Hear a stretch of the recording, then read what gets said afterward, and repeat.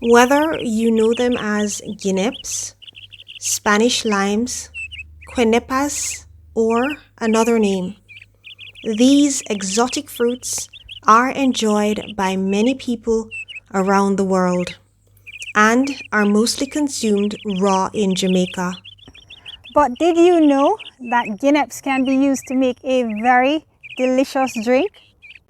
Welcome to another episode of Earth's Medicine, the channel that introduces you to the healing wonders of Mother Earth with a Jamaican flavor.